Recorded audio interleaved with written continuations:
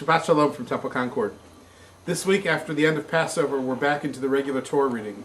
And we have a Torah portion that is one of the most famous ones in all of Torah because we read it twice a year. We read it now and we'll read it again on Yom Kippur. It's called Kadoshim, and it's in English, Kadoshim is holiness, and it's the holiness code. And it has this wonderful phrase, "You shall be holy, for I, the Lord your God, am holy." But then we have no definition of what it means to be holy, or what it means by God being holy. And so we have to wrestle with it. And I think part of our challenge is to recognize that our holiness is not only in our finest moments. Sometimes our holiness emerges in moments when we've made mistakes, when we failed. And that even at that moment when we are embarrassed or upset or saddened, there is still great holiness present.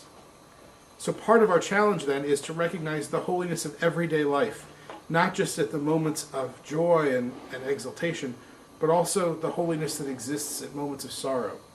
When we do that, then our lives become fuller, they become richer, because we recognize that God is with us at all times, and that holiness is part of us at all times.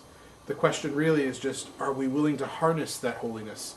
Are we willing to recognize it? Are we willing to deal with it and celebrate it, even when we don't feel like it? That's the challenge. It's why we exist as a synagogue. It's why we exist as a people, as Jews. And the further we go with it, the more we recognize the holy in our lives, both in the everyday things, in the good moments, and in the bad moments, then our lives become better, our communities become stronger, and we grow not just in our own intellectual curiosity, but in our own sanctity as well. Shabbat services this Friday evening will be at 6 o'clock. We'll be welcoming our cantor designate, cantor educator Kari Siegel-Eglash will be in town. There's a congregational event Thursday evening. Friday evening she'll be at services, though she's not going to be leading part of the service. Saturday morning services are at 11, preceded of course by Torah study at 10 and text study at 9. And on Tuesday evening our Goldenberg series continues with the SU Percussion Ensemble, which should be great fun. And next week I'll be away with a group of temple members exploring the Jewish South. So we'll be in the Deep South, Alabama, Mississippi, Louisiana, exploring Jewish communities there, also exploring some of the Civil War history and the Civil Rights era history. Promises to be a wonderful week, and with a little luck you'll have reports during the week, video messages from all of us from the road.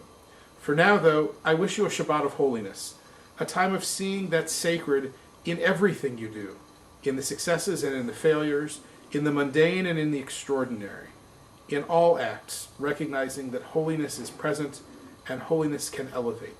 For now, Shabbat Shalom. Look forward to seeing you at the temple.